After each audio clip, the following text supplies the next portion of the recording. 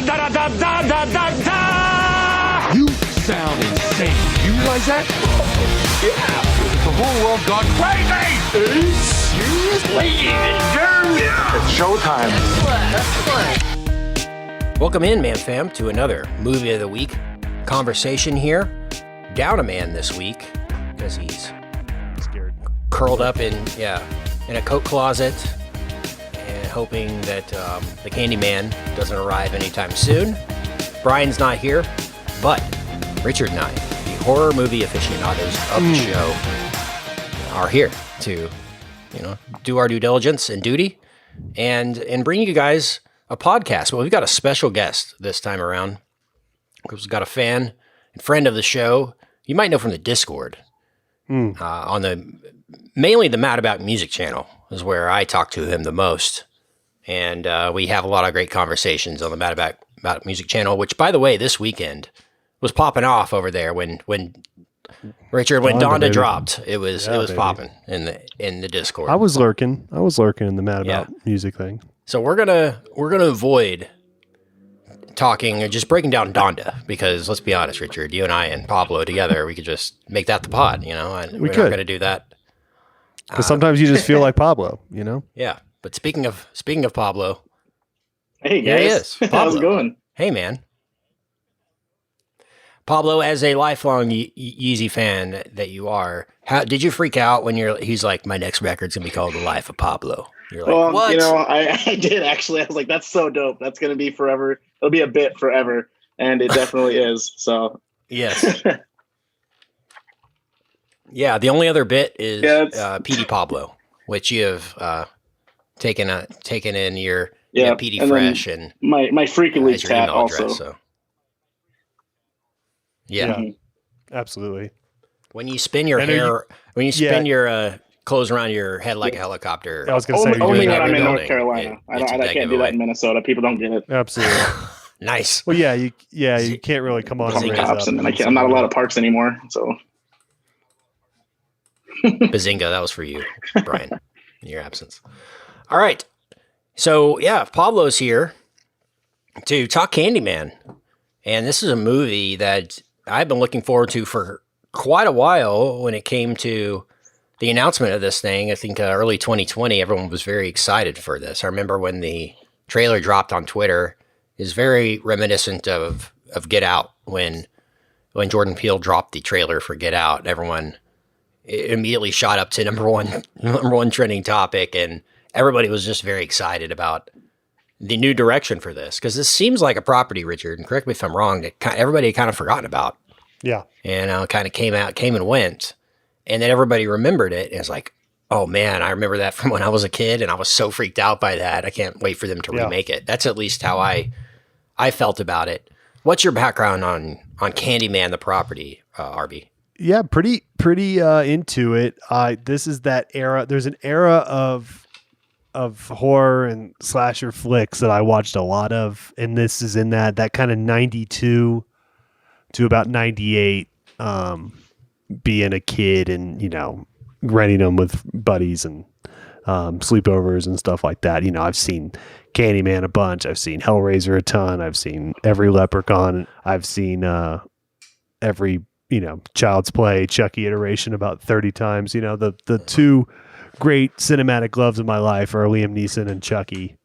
And so anyway, this is kind of in that wheelhouse. So yeah, I missed the kind of like social media buzz when this was coming out. Just kind of in the last few, I don't really keep up with modern horror films as much. I mean, I like many of them. I dislike many of them. It's kind of out of my purview as I gotten older. It's not really part of movies that I follow that much anymore. So I'm always kind of like this. I went and saw this today, and I had no idea if it was well received or not, which I normally, even if I don't check Rotten Tomatoes, have sort of a general like zeitgeisty feel for something when I go see it. You don't know so the public opinion on it is good or bad. Right. And then I've since looked it up, and it looked like it was, this is pretty well reviewed and will continue to be, because I like this movie quite a bit. But yeah, I mean, I had no idea. I kind of went in blind. I don't really keep up with, my Twitter does not, certain things it lights up on, but horror films are not one because of my algo. I don't know. But yeah, but yeah, this is right in my wheelhouse in terms of these kind of movies, and I thought it really. These early '90s campy horror. Yes, like late '80s, me. early '90s. That's right. Me. That's Richard. Yeah, that's me. Right before horror movies started to become like self-aware and started to do too much. Yes, absolutely. I like that. Yeah, that's my bread and butter on those. Certainly. And they got, and then for whatever reason I kind of just fell out of it. But when they're great, I still really enjoy the genre. And this was awesome. Yeah, I thought this was pretty rad. So we'll talk about it more as we go on. But Pablo, what about you? I know you've been. Brian said you asked to be on this podcast like 7 years ago or something. So we looked in the mirror and said Pablo 5 times, and here you are. So I'd love to hear your background. That's how it works. This is a movie that it was probably as a kid, one of the movies that scared me the most.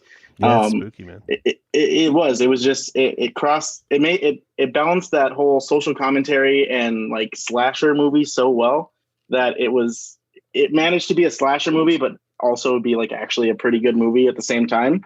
And so it was just one of those things also that I had kind of forgot about. So when I seen that they dropped the trailer for this movie, or if I think they dropped the poster first, and I was like, oh, great posters, by the way. Yeah. Excellent great ad posters. campaign. I think the first teaser poster was just like a hook with like honey dripping off it on a white background. And the bee on it. Yeah, that was such a cool tease. Yeah. That's what Jordan Peele, I think that's what Jordan Peele tweeted out, and then Twitter went nuts. I think that's what it was. Yeah, and I had completely forgot about Candyman until then, and I was like, man, I remember that scaring the heck out of me when I was a kid. So I went back and rewatched it, and I'm very surprised that it held up as well as it did. I mean, a lot of movies from, the early 90s and early 80s are kind of just goofy and funny, but this one was actually still pretty decent. And so, I mean, that's pretty much my whole background with it. I watched the sequels, but not recently, and I don't remember them because I remember them being kind of bad. Yeah. Yeah, I just remember this one being one that I don't know if I saw up till later, till I was like in my teenage years. I never really got to see it in the 90s. But it was always one that I saw at Blockbuster, Richard. You see the movie case, and it's like this big eye with like a bee, and it just says Candyman. You're like, what do bees have to do with candy? And I need to see this movie, That's just the feeling that I had. And for me as a kid, the phrase Candyman always harkens back to Willy Wonka. So it's always just pure joy and pure imagination, if you will, when it comes to that phrase. And so to make it a horror movie with something so, I don't know, it's kind of like clowns in horror movies, something that's supposed to be bring joy when it brings terror. I guess that's always something that is effective. And that's funny because there was a guy at my church growing up who we called the Candyman because he would bring a bucket of candy every Sunday and hand out candy basically to kids, after mass or whatever. He would go out in the lobby and hand out pieces of candy. And so that's funny. Every time I hear for the phrase Candyman too, I think of him too. So it's like it's not something that, I don't know. It's a hard sell for me when it comes to, there's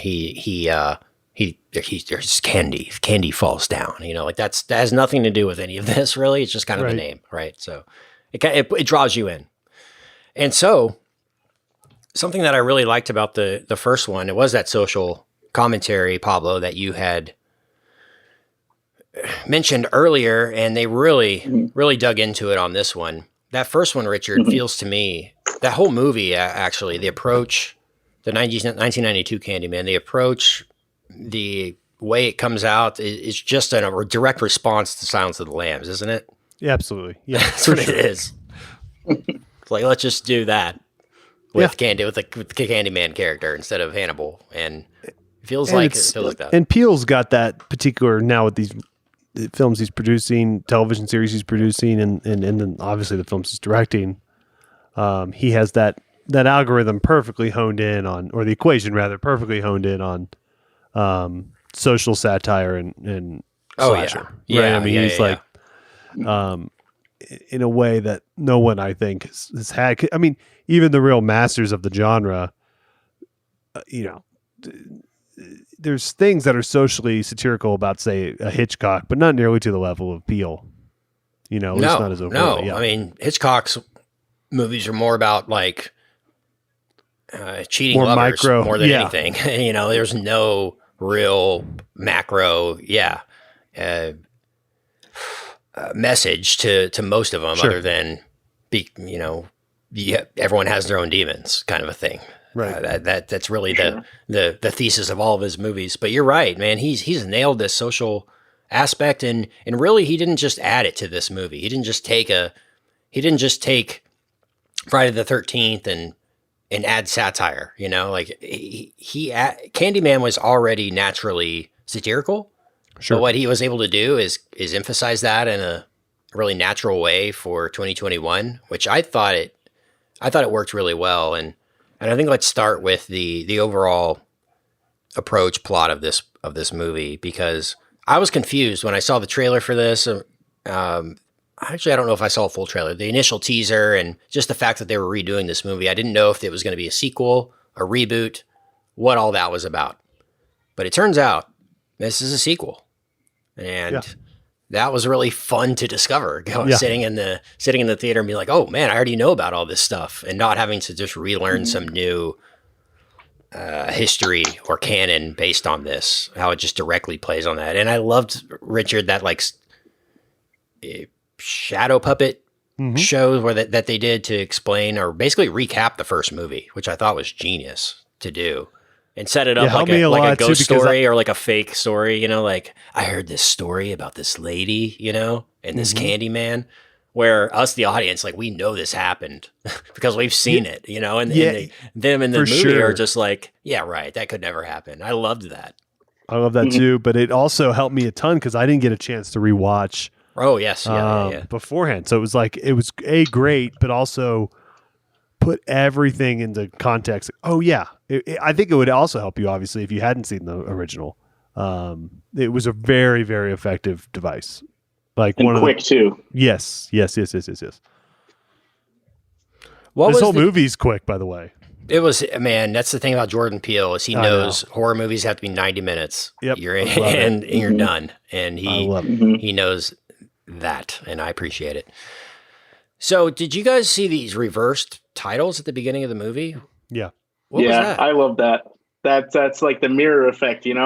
Because Candyman's in the mirror. I thought that was so much fun that they did that. I like the movie started, and I was like, I'm gonna have to go tell somebody that they flipped around the projector. And then when it started, I was like, oh, thank God. But yeah, that threw me off at first. I was like, what is going on?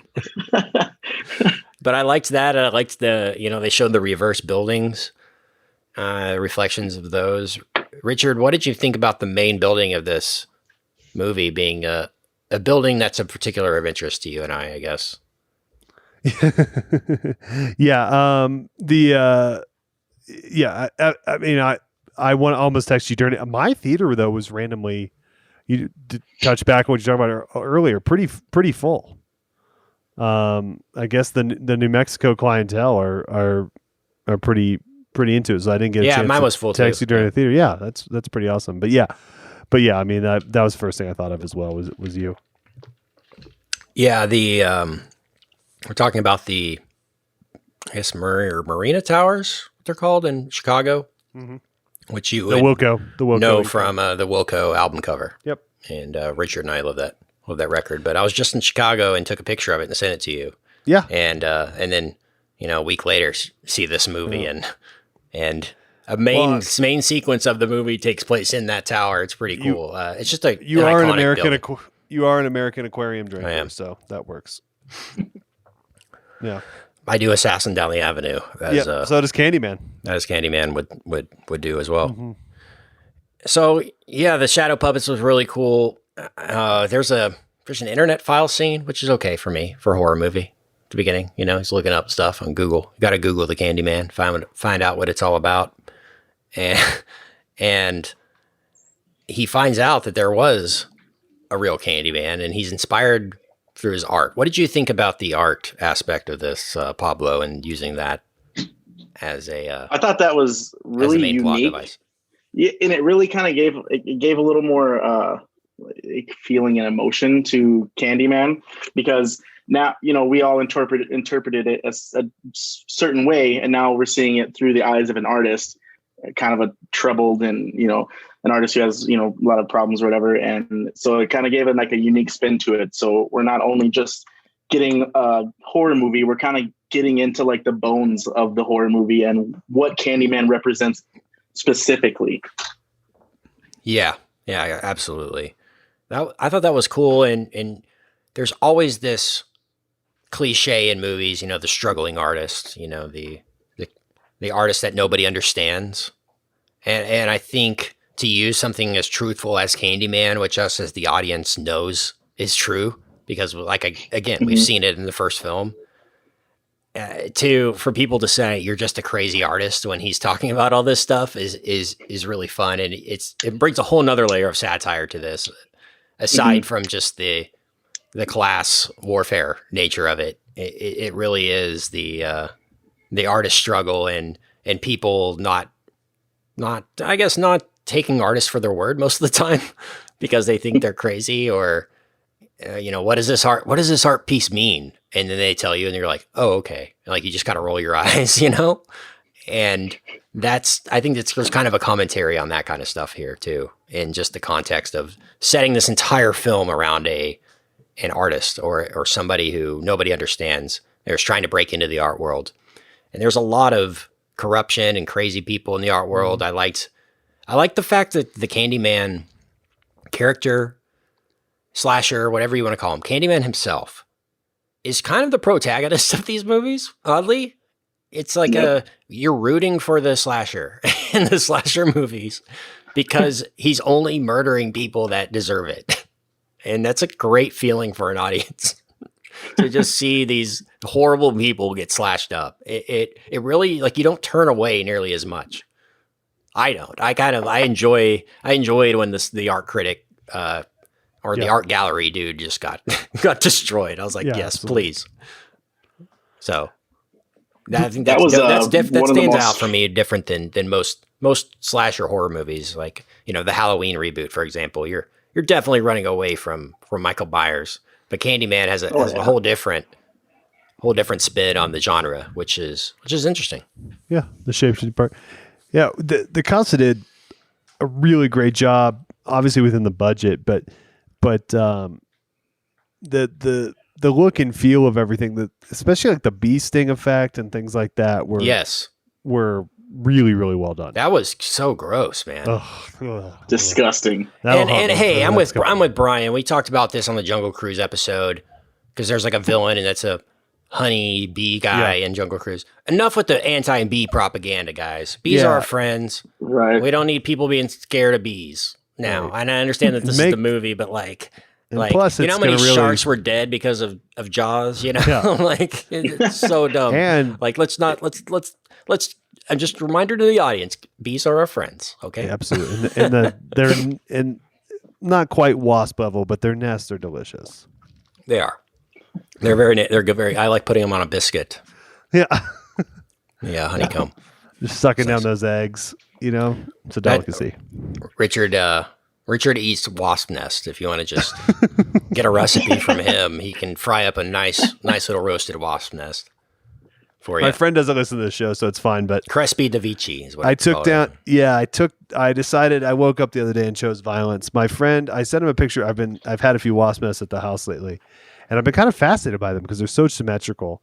But I've been spraying them and knocking them down, and I took a picture and sent it to him, and he was like, "What is your obsession with these?" And I was like, "You know what? This is a great opportunity to mess with a friend." So now this guy totally believes that I eat wasp nests, and so I've started preparing them with some olive oil and some balsamic, and I take pictures with when I make dinner. I made pork chops the other night, and I put a wasp nest on my plate with balsamic all over it. And this guy, I think my slow play for the rest of my life is that this guy's going to think I just eat wasps, and it's my favorite. The best line Richard had was, the guy texts back and goes, "You're not eating the wasps, are you?" And Richard texts back, making him feel like the idiot. He goes, "No, not the wasps, just the eggs in the nest." He's like, "Oh, okay."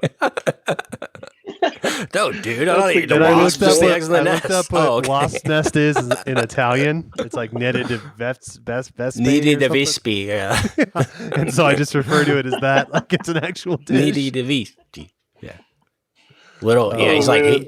Richard's like, oh man, I got this roasted pork loin, some nice side, a little Nino de Vici, some nice Italian bread. He's like, what? Wait, what? That is an all-time bit. That is a great slow play. Yeah. Let us I'm know gonna if he ever is like, what? Because I will. don't do it again immediately. Like, don't No, next I'm week waiting do months. it. Yeah, No, wait no, months and then just throw it in there and just something. We have a friend. If any of you follow me on Instagram, a few months ago, we have some couples friends, and we go over to their house, and they're incredible chefs, and they make a menu for us, and they write it on a chalkboard, and they have this really cool like South American style grill where you can. It's awesome. We've had some incredible dinners there, and I was talking to John. He was like, "Just bring wasp nests next time you come over, and we'll put them on the menu." As needed to the official and then serve it with like a rack of lamb. And I was like, yeah, done. But take a picture of him on the Brazilian grill, you know, Exactly. just like with all the rest of the food. Be like, man, this is going to be a great dinner. Yep. I'm in. It will happen. amazing. So, Well, right after the art thing happens, people start to pay attention to his art, which is funny. It's like when you give context to something that people understand, they'll pay attention and care about it, which is funny. You know, like you attach a murder to a piece of art, it ups the value, so to speak, even though it's something completely morbid that's attached to it. So I thought there was some fun commentary there. And then our main character goes to a library to check out some books, find out more about Candyman, right? You know, another file scene incoming. Oh, but wait. He gets stuck in the elevator and experiences the Candyman in the elevator. Man, I thought some of the mirror effects in this film, the way they did that was awesome. And I don't know if you've seen the trailer for this Edgar Wright movie that's about to come out with Last Night in Soho, but they seem to do some similar stuff there. But I've always thought that was an easy, creepy thing to do in horror movies that no one really does well enough, is the mirror, person in the mirror, other person in the mirror, person in the background of a reflection, that kind of thing. This movie did all of that extremely well and didn't overdo it too. Where it wasn't the main bit, but it certainly was That scary. art house scene, they utilized those mirrors perfectly. That was great. Yeah. absolutely excellent. I mean, that with scene the was movie so great. screen thing, and yeah. Yep. Oh, that was great. And just the Candyman himself looks awesome. I'm sorry. Yeah. He's just It's- the you can't beat a jacket, the hook. hook. Like the hook gosh, is so yeah. rad, man. It's Anything so with sweet. a hook is so cool. It is. It's awesome. Big, I know what you did last summer, fan. Oh, I love that. I know what you do last summer. For sure. Absolutely. That was a big one. Yeah, that was a big one when we were growing up, for sure. Yeah. They're rebooting that, by the way. I think Amazon. Are they? I think Amazon is That'd be doing interesting. that into a series or something like that. Interesting. Well, But then- I mean, this year it's kind of. I know what we all did last summer is we all sat at home the whole time. It's not that interesting. But maybe if it take Right. Yeah, maybe they wait a maybe year. this wait a year. It's just about cyberbullying. Yeah, exactly right. I know what you did last summer. You listened. We to, made sourdough. That's all we made did. sourdough, and you watched Frasier all the way through twice. Yeah, Ted Lasso Time came to out. die. Yeah. That was about it. Can't forget Ted Lasso. And then he has that art critic come to his house, and she's all of a sudden interested in his work, and then he's like, Finley Stevens or whatever her name was. I took a note of that. Yes. I like that name. he tells her to go into the bathroom and say the line too. I thought that was Yeah.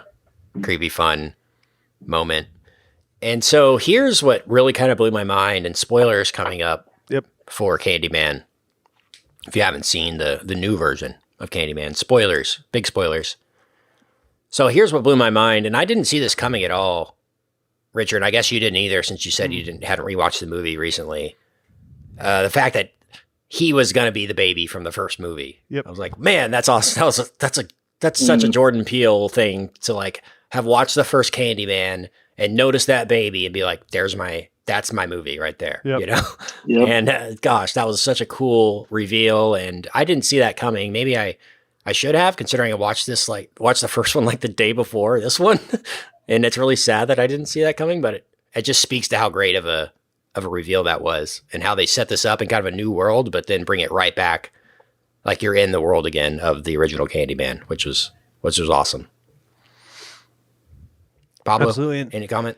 And I love one thing I want to say just in a macro sense. Yeah. Every once in a while, you'll be. I mean, Ocean's 11's a great example.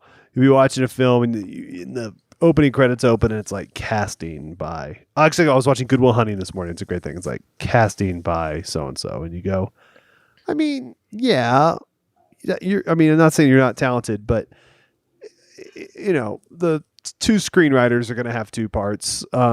Robin Williams had an offer that he could do it. Maybe you filled in some of the side roles, but like it wasn't a huge. You weren't doing yeoman's work casting Good Will Hunting. A lot of it was kind of done for you. Ocean's 11, right? It's those everyone signs on. This movie, like the casting director was incredible. There's so many side parts and small parts and people you've never seen before. Obviously, the budget of this movie opened my eyes to so many cool young and older actors that I was not familiar with. And I just want to say that as we talk about sort of the grand scope of that's really cool. I love when that happens. This movie has one of the best supporting casts. I mean, they all did exactly what they were supposed to do. The brother was an excellent comedic relief because he wasn't like overly extreme. He felt like a real person. Nathan Stewart Jarrett was his name. Yeah.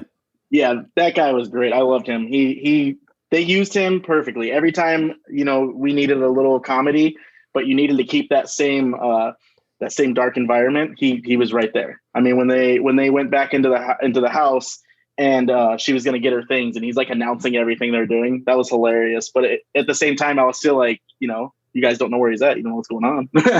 Yeah, absolutely. Yeah. I thought Brianna was great. Tiana Paris too. I can't wait to see her in more stuff too. She was fantastic and ended up being kind of the main protagonist at the end of the day when the movie ends. I guess you could say that. So let's get towards the final act here. Actually, there's one more big moment with the bathroom at the school, which was kind of more just like a fun slasher movie moment than anything. And it reminded me of the sequence in the recent Halloween reboot in the bathroom of the truck stop or whatever. But yeah, I guess you just need some scenes in horror movies that are just people dying for no reason. Were you guys at all confused by the girlfriend's father, kind of subplot thing that they just kind of brought up a lot and then out of nowhere you get like a random scene? Yeah, a little bit, but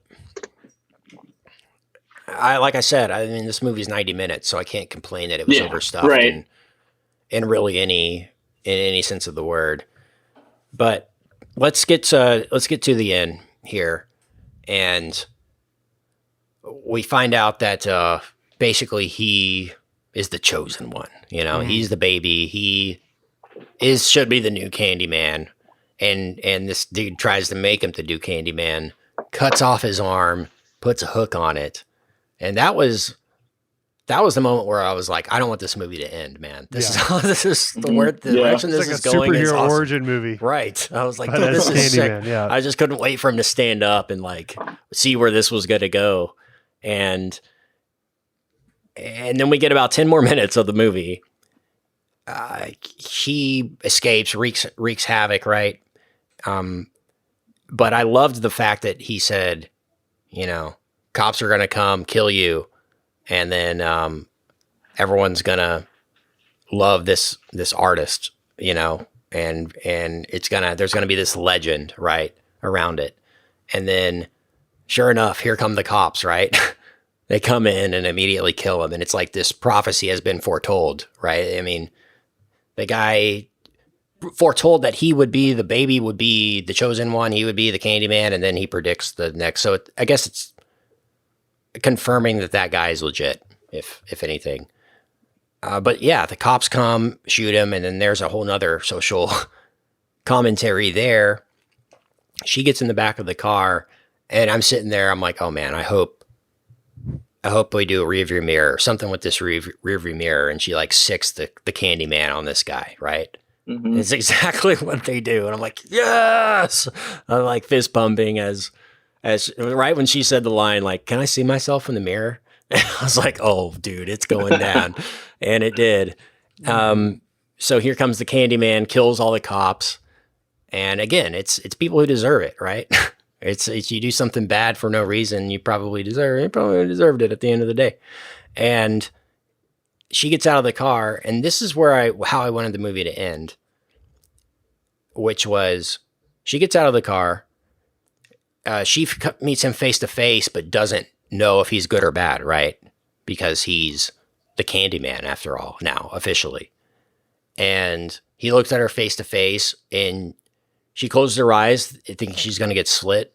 And then he cuts the handcuffs off her, right? Cuts her free and tells her to run away.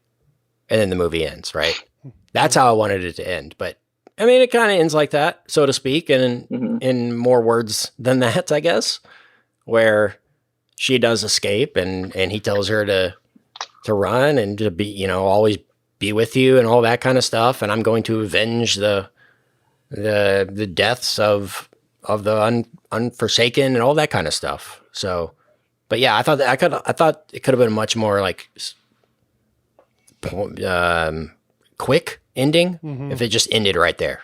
She gets out of the car and he lets her free, and then the movie ends. There didn't have to be that kind of epilogue thing, which I say, if you've listened to the show for a number of weeks or months or years, I often say that. I don't like an epilogue. I don't like an extended ending. I like a very quick boom, credits roll quickly. You're out of there. You're left on that high emotion where you don't let things kind of calm down at the end, which they do here. So yeah, that's a small complaint, but the overall approach to this movie was fantastic. This movie was so well shot. I mean, oh my gosh. Yeah, it was. The director, Nia DaCosta, I'm going to have to watch out for her. Holy moly. She's doing the new doing a Marvel. Marvels. Yeah, the Captain Marvel sequel. Gosh, she is. Yeah. You got an eye I did for not it, expect man. this There's movie about to look the way. I mean, if I had watched this on HBO or something, I would have screenshotted it and put it in our Discord Right. Perfect Shots channel. But there was like 5 or 10 times in the movie where I'm like, gosh, that's a great shot right there. The way, just the camera. This wide shot she had of like the subway station was so good. And there's like very small in the corner, you could see the actual people, like the two main characters. Whereas like you normally see an establishing shot, you're like, oh, there's the building we're about to be in. You never see the characters, but like that small attention to detail on that shot, like I was like, wow, that was cool. So yeah, Nia DaCosta, age 31. Check her out. Somebody to certainly keep an eye on. And we will we'll see what she has to do. Marvel already scooped her up. Already saw that. Saw the potential there. It's like probably the minute that Jordan Peele scooped her up, Marvel started calling. Oh yeah, man. Right. That's incredible how they just Chloe Zhao, as soon as the writer was making the rounds on the film festival circuit, they were signing the deal with her to sign it for Eternals. That's an incredible foresight by them. But yeah, I'm going to go ahead and grade this one out, man. Yeah. I'll give this one an A. I really, really enjoyed this, and I'm excited for a sequel. Obviously, they're going to do a sequel. They said this outperformed expectations at the box office. My crowd loved it. Everyone was kind of jaw dropped at the end with like, oh my gosh. So I'll give it an A. What about you, Pablo? Yeah, I think I really did like this movie. I had a few small complaints just in some of the writing and some of the ways that the story developed. But I think overall, I think I'm going to give it a solid B+. I really did like that Tony Todd payoff at the end. I felt like I needed that. Yeah. Just hearing his voice. I didn't need him in the movie, but That just was to hear cool. his voice as like the original Candyman was pretty sweet. That was awesome. The original like intro to the movie. Yeah. Really cool. Richard, what's your grade? Solid A for me too. One of my favorites of the year for sure. Yeah, it's this and Coda for me are my favorites. What did you also think about this? The text that they used for Candyman, the stylized A's being like the hoods. Did you notice that? I thought that was a awesome. an obvious callback there to some other satire. But yeah, man, this was great, man. Jordan Peele. It's He's so all right. funny because he's so hard to shed the comedy image. Like that's gonna like follow him around forever. I think.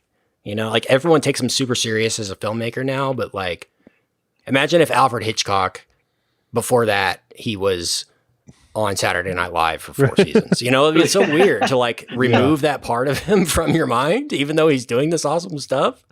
That's kind of how I feel about it. Like the Twilight Zone, where they had him reprising or basically being the new Rod Serling. It's like, it's so hard for me to see Jordan Peele and take him serious in this like seeing his face, because I know what he can do behind the camera, and I'm all about that. But like, just Jordan Peele, the person, I smile when I see him still, he's just so funny. And I'm so pumped for Nope.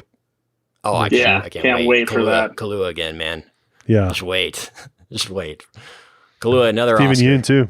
Steven Yeun too. Yeah. Yeah, that's going to be good. Okay. That's Candyman. We hope you enjoyed it. We'll tell Brian he can come out of hiding now, as we're not talking about horror movies again for a little bit, but yeah, this was a fun got one. Some Halloween coming in a couple weeks. Yeah, we'll hopefully get some throwbacks in the VIP for you around some throwback movies that are scary. So that'll always be fun.